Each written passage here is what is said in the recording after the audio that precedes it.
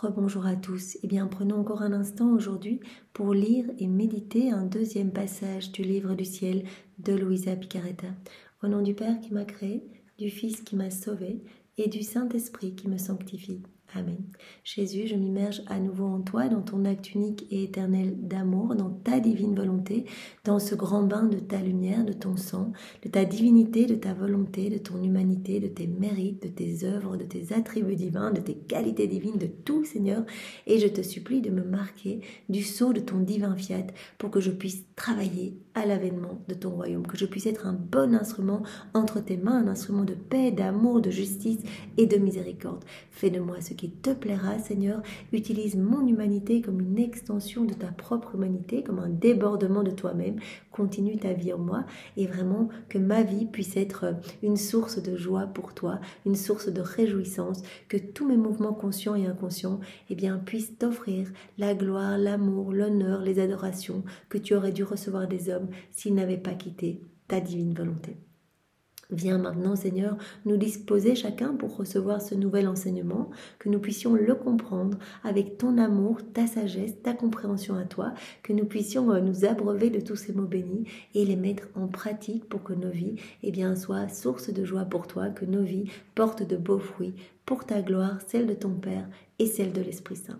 Jésus, parle maintenant à travers ma bouche, envoie ton Saint-Esprit sur chacun de nous, que ce moment fait en union avec toi puisse avoir des retombées dans tous les cœurs, que plus aucune âme ne se perde. Alors le passage que nous allons méditer est celui du 4 septembre 1927. Nous sommes donc toujours dans le volume 22 et c'est Luisa qui parle. Je faisais ma ronde à travers la création tout entière, et j'avais revêtu les cieux, le soleil, la mer, en somme toutes les choses créées, de mon je vous aime, je vous adore, je vous bénis, pour chanter la gloire de mon Créateur dans toute la création. Donc pour glorifier la Trinité, Luisa, elle fait de manière très régulière, tout le temps, elle fait des rondes dans l'œuvre de la rédemption, dans l'œuvre de la sanctification ou dans l'œuvre de la création, comme elle est en train de le faire maintenant. C'est-à-dire qu'elle place, c'est je t'aime, je t'adore, je te loue, je te bénis, je te remercie, que vienne ton règne sur la terre, sur chaque élément créé, sur chaque petite feuille, dans les rayons du soleil, dans le vent, dans chaque molécule d'air, sur chaque insecte, chaque plante, chaque astre, chaque étoile. Voilà, elle place cela dans toute la création. Pendant que je faisais cela, mon Jésus se manifesta en moi et me dit: ma fille, écoute avec moi toutes les harmonies de la création. Donc Luisa a vraiment prêté sa voix aux éléments créés pour glorifier la Trinité. Et Jésus lui dit, regarde, cela fait comme une musique, cela fait comme une douce harmonie partout, cela résonne partout sur la terre et dans le ciel. La mer murmure, mais dans ce murmure, on peut entendre une note plus belle, le je vous aime, je vous adore, je vous bénis.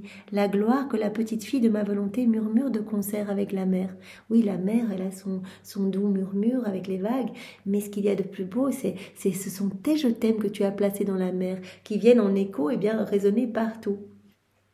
Et en faisant murmurer toute la mer, elle fait dire aux eaux ses refrains d'amour à son Créateur.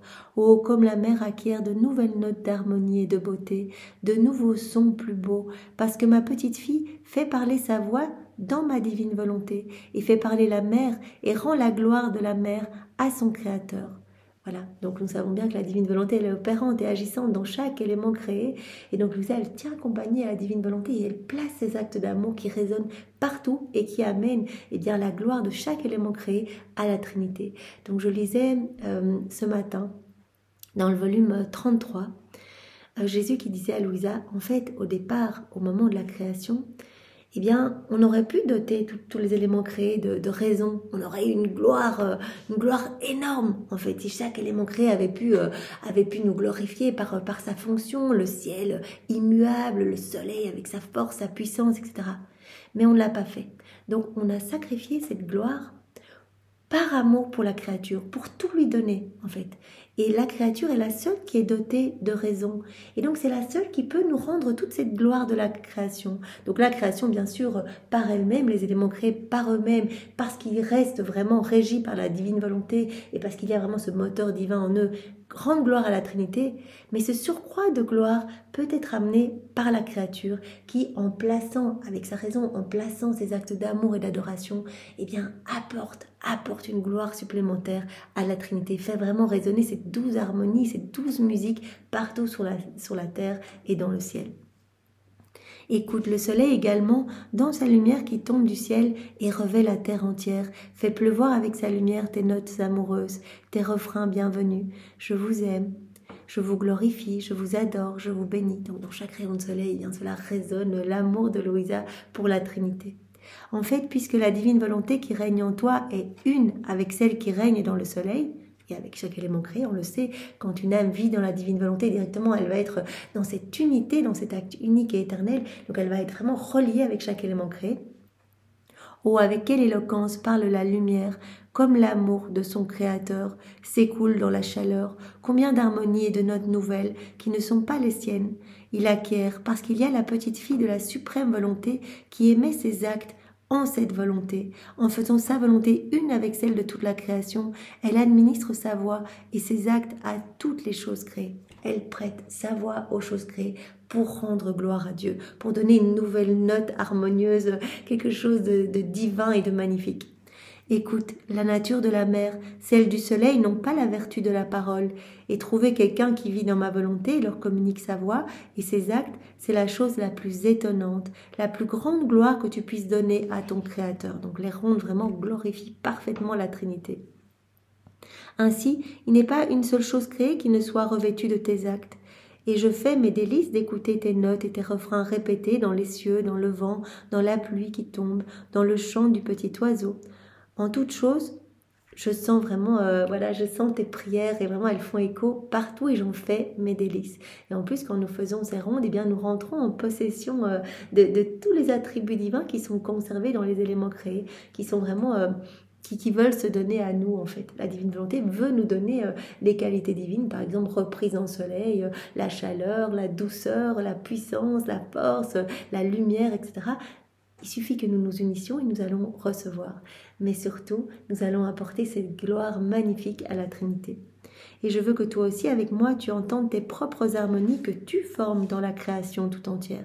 Donc il invite Louisa à écouter ces doux chants mélodieux qu'elle forme de par ses rondes. Donc vraiment, c'est très facile, nous sommes tous invités à le faire. Allons nous balader cet après-midi et plaçons nos je t'aime, nos actes d'adoration, nos louanges au nom de tous, et bien sur chaque chose que notre regard croise, sur chaque petite herbe, chaque petit insecte, ce petit papillon...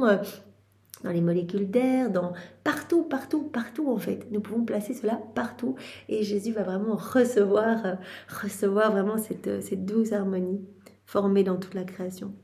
Ma fille, le plus petit mouvement, le plus petit souffle accompli dans la divine volonté est tout de Dieu. Et parce que cela lui appartient, il trouve en toute chose ce qui est sien. Dans l'acte accompli dans mon divin fiat, il trouve la sainteté divine, il trouve sa lumière, il trouve sa bonté, son amour, sa puissance. Rien ne manque à cet acte de ce qui appartient à Dieu. Quand un acte est fait dans la divine volonté, je fais cette ronde dans ta divine volonté, ou je parle dans ta divine volonté, on médite ici dans la divine volonté, ou je fais ma vaisselle dans ta divine volonté, je prends ce bic dans ta divine volonté. Voilà, quand un acte est fait dans la divine volonté, cet acte va être directement marqué par le sceau divin. On va trouver dans cet acte la sainteté divine, sa lumière, la bonté divine, l'amour divin, sa puissance. Donc vraiment, cet acte ne sera plus humain, mais deviendra divin. Rien ne manque à cet acte de ce qui appartient à Dieu. Par conséquent, ces actes peuvent être appelés des actes divins, qui sont les plus beaux, les plus saints et les plus accueillis.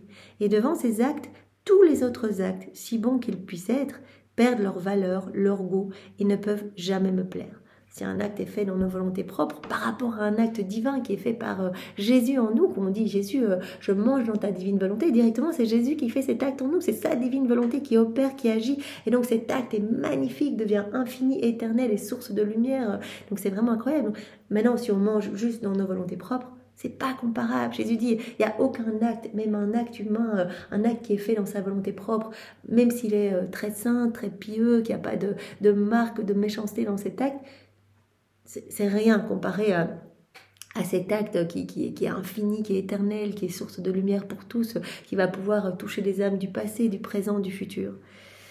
Il en va comme d'un Seigneur extrêmement riche, il possède des richesses. Donc Jésus nous donne un exemple pour nous montrer la différence entre un acte même saint, fait dans nos volontés propres, ou un acte banal fait dans la divine volonté. N'importe quel acte fait dans la divine volonté.